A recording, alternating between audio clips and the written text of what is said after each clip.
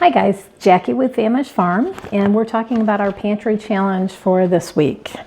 The main goal at this point is getting through our recipe stash of new recipes, and you know how that is, it's constantly growing. So we're trying 4 new recipes. We're using some more of our chicken texturized vegetable protein, that TVP, and the nutritional yeast that was in the freezer. I have located my recipe to make the dressing, or in the case of what I had it for, was as a sandwich spread on a vegan, vegetarian, one or the other wrap that was really delicious. So what are we making this week? From Cooking Light magazine, a glazed chicken thigh. In our case, we're going to be using chicken legs. A meatless Monday meal. We did our leftovers baked spaghetti that we did last week that was made with the beef flavored TVP. We did grilled burgers. We put in this meal, we're going to put it in the freezer for later. Honey mustard chicken thighs. That's from Scratch Pantry.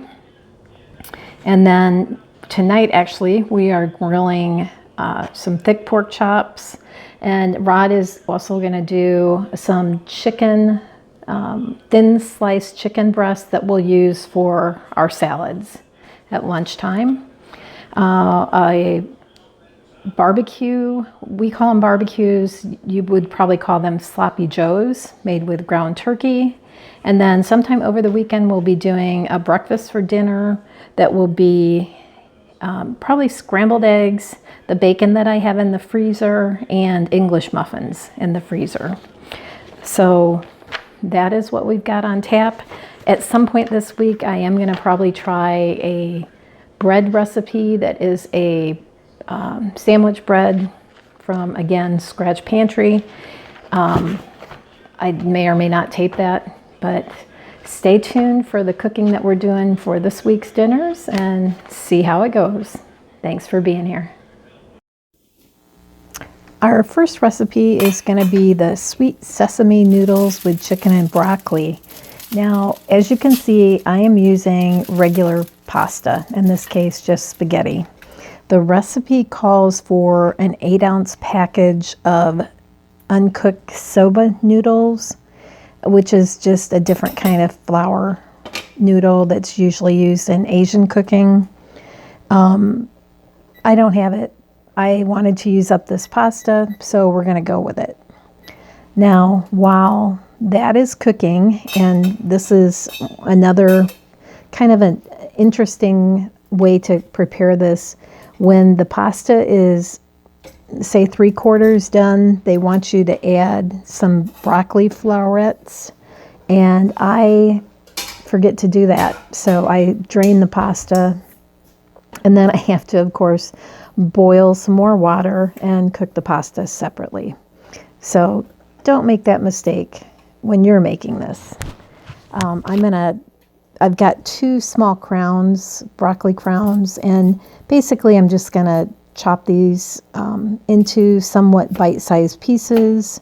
You may want to do a little smaller than I did, but completely up to you how big you leave them. And then the stems that are left, I always save those in the summertime. I julienne them and make a broccoli slaw.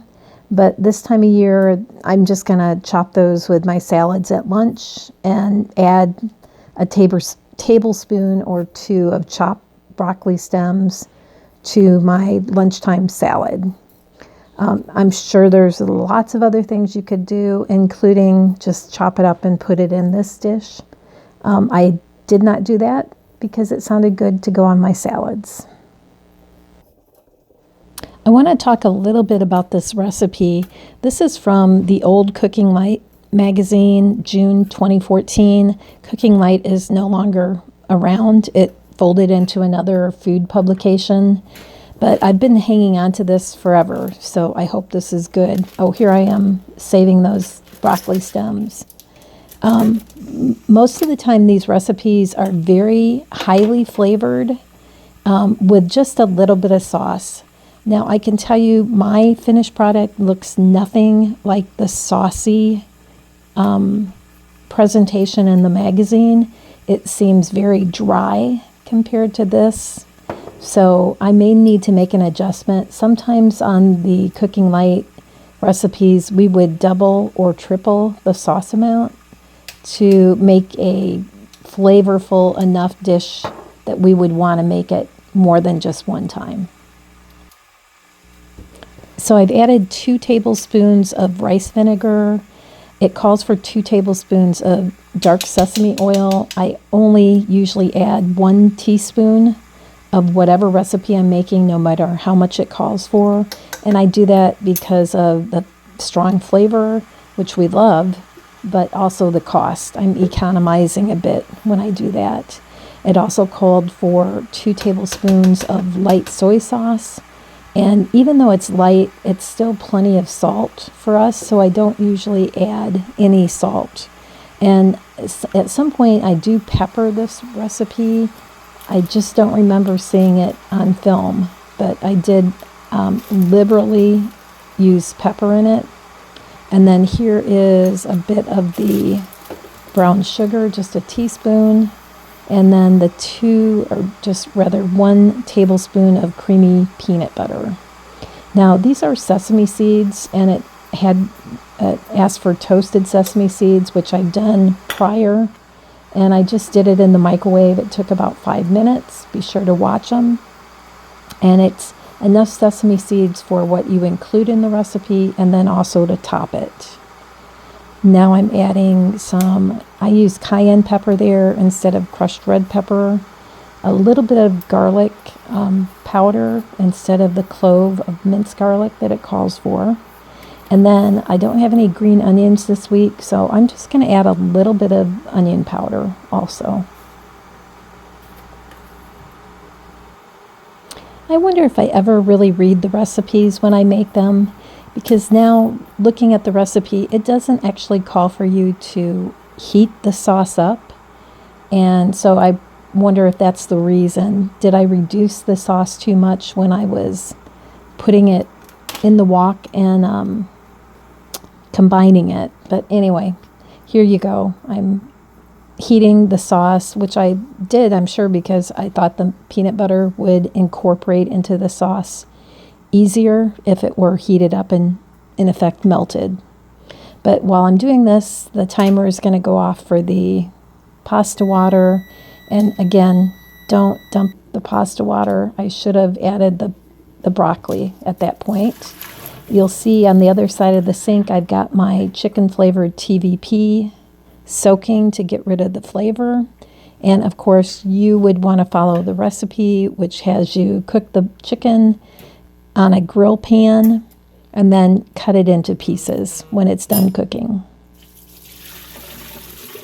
That was the second soak on the chicken flavored TVP, which I'm going to do one more soak. I'm going to taste it here and decide that it's needs a little bit more time in the soaking in the hot boiling water. And this is when I decide, oh gosh, I've messed up, and now I've got to boil some more water for the broccoli. We want to get that cooked also. So while I'm boiling the water for the broccoli, I've got a few minutes, and you can see that sauce is over there reducing much more than it should have. It shouldn't have reduced at all, but there we are. So here I'm salting and peppering the water for the broccoli. And I also in this time decide I might as well meal prep the garlic and ginger that's going to be used in another recipe a little later. So you will see the cutting board kind of has some added ingredients to it at some point. And because our pasta is drained and our TVP is fine to go into this recipe, I go ahead and add that into the sauce, which is now much too reduced. And I can tell you I will make another batch of that sauce to go on this dish when we do finally serve it. I've decided that water is hot enough to get the broccoli cooking. So we'll add all of that to the boiling water and put that on for a few minutes then to cook up. We come back to that in a few minutes, and then we'll get that drained and mixed into our noodles and TVP and the sauce. Once it's all mixed up, I'm deciding that I'm probably going to put this dish in the freezer, and which means I'm going to have to let it cool off and wrap it up before it goes into the freezer. But just notice that doesn't seem very saucy, correct? I'll show you a picture of what it looked like in the magazine. Don't forget to sprinkle those reserved sunflower or sesame seeds over your finished dish. And there you have it. Pretty, but maybe not saucy enough. There's how it should look. Next up is honey mustard chicken thighs, which you will see I have decided to do chicken legs, as they have, I'm going to cook these tonight. They've thawed so much quicker than the chicken thighs. So the plan is the chicken thighs will go into a different recipe, and they'll go back in the freezer. So this recipe calls for 2 pounds of boneless, skinless chicken thighs. I'm obviously using chicken legs with skin and bones. It calls for a 1/4 cup of honey, a 1/4 cup of stone ground mustard, which I didn't have. I do have Dijon, so I'm substituting that. And then a 1/4 cup of olive oil. I'm struggling. This is near the end of my bottle of mustard, so I have to convince a 1/4 cup to come out.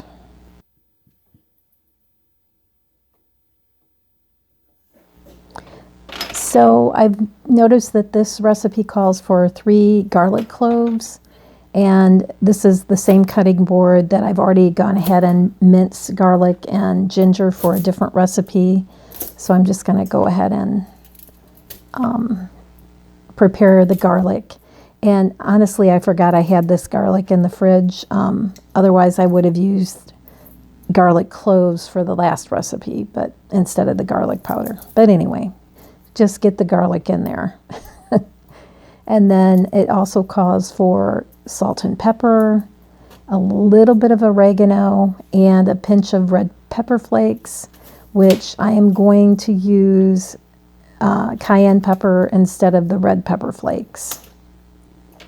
And then you're just going to simply close the Ziploc bag and mash it up good so the marinade gets incorporated through the whole bag. So each piece of chicken has the full sauce on it. And like I said, this is going to go on the grill tonight. So it is going to stay in the stainless steel bowl in the Ziploc bag while it marinades in the refrigerator. This recipe by Scratch Pantry calls for preheating the oven to 400 degrees and putting the chicken in a 9x13 Pyrex dish and then baking for 25 to 35 minutes. We instead end up grilling that. Turned out great. And here's the yumminess when Rod took the chicken legs off the grill. So one of the items that we identified a few weeks ago as being soon to go stale in my freezer was this bag of nutritional yeast that I had bought from, I think, Frontier Co-op is where I bought that. And I wanted it because I had bought the Manatee Cafe recipe book after eating there and enjoying it. This is a vegetarian vegan place in St Augustine, Florida that I believe is still there. I think it's on Highway 16. I hope I have that right. I'm not seeing. Anyway, it's very good if you want to check it out. And I try to support local whenever I can. And this particular chef, Cheryl Crosley, had her little recipe book there, and I enjoyed the food, so I bought the little cookbook. Now, the recipe for this dressing that was on a wrap, a vegetarian wrap that I had, is not real complete. There's a lot of room for interpretation. But what I've done is add 2 cups of the nutritional yeast and then roughly 6 ounces of water and a substitute for the spike seasoning that it calls for. I instead just use my everyday seasoned salt.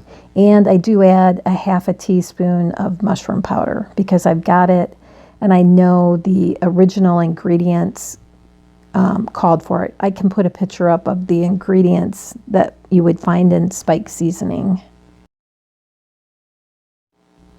So back to the recipe, the ingredients just called for the nutritional yeast, no amount given for water, no amount given for spike seasoning, no amount for olive oil, and a 1/4 cup of lemon juice.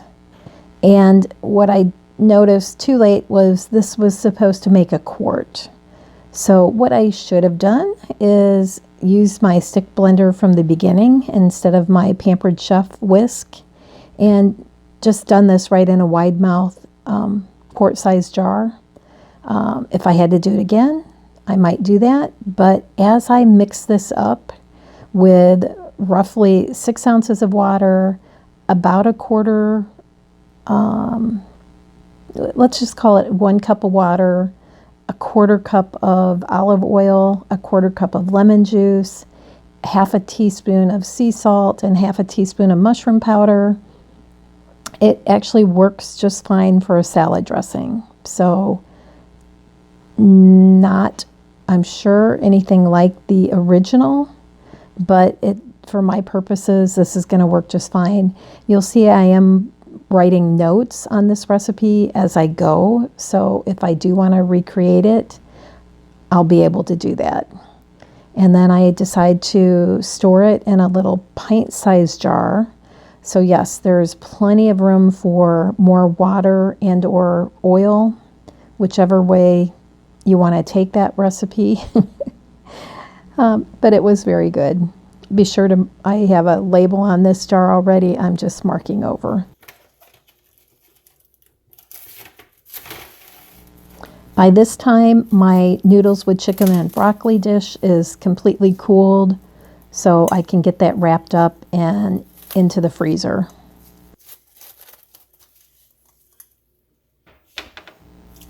And from earlier, you'll see I'm gonna be mincing the garlic and peeling the ginger for this next dish coming up, which is another cooking light recipe. And this time it is for glazed chicken thighs. Again, cooking light from April 2015. Like I say, I really saved these recipes. The recipe does call for fish sauce, and I will be using instead oyster sauce. You can pretty much use them interchangeably, pretty similar flavor profiles, so it would be just fine with this dish. So it calls for 2.5 tablespoons of the fish sauce, 2 tablespoons of brown sugar, and then what I've already prepared is 1 tablespoon of fresh ginger and 1 tablespoon of minced garlic, which in my case is more like 1 teaspoon of minced garlic. I think I did 3 small cloves. And because that was a new bottle of fish sauce, the liquid did not want to come out, so just put a knife in there that creates an airspace for the liquid to come out. And in goes the garlic and the ginger.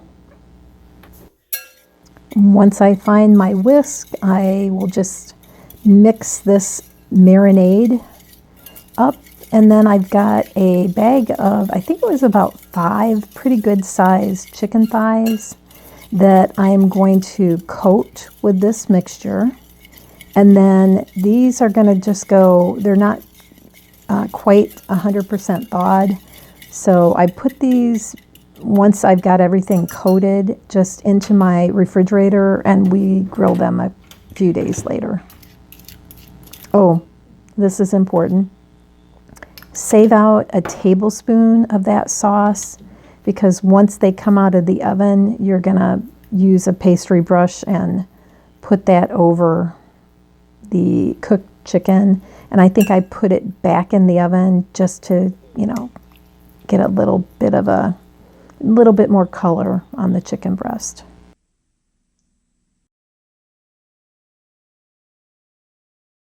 Here's what it looked like when we served it with a baked potato. This was delicious. A good win for Cooking Light April 2015, which I will put this recipe in the description, and I'll also link it on my website so you can actually maybe take a screenshot of it. I don't have a print button set up currently, but maybe I can figure that out. But anyway, 2 thumbs up on this glazed chicken thigh.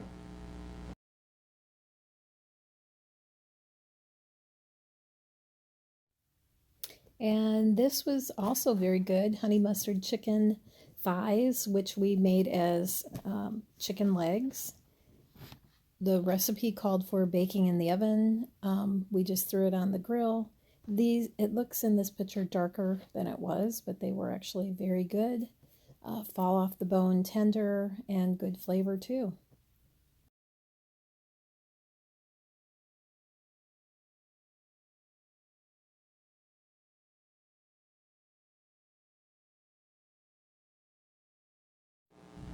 I've been using the Manatee Cafe's Nutritional Yeast Salad Dressing for 4 or 5 days now on my lunchtime salads, and I'm really enjoying it. So if you are in Florida near St. Augustine, look up Manatee Cafe. They were at 525 State Road 16 in a strip center.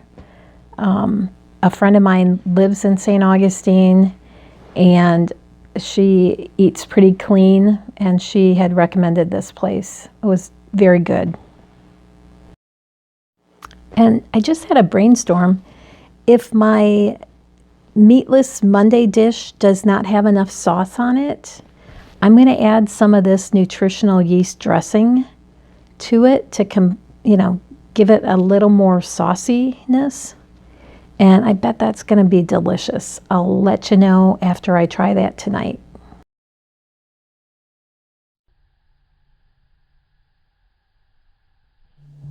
This Cooking Light recipe for sweet sesame noodles with chicken and broccoli was not our favorite.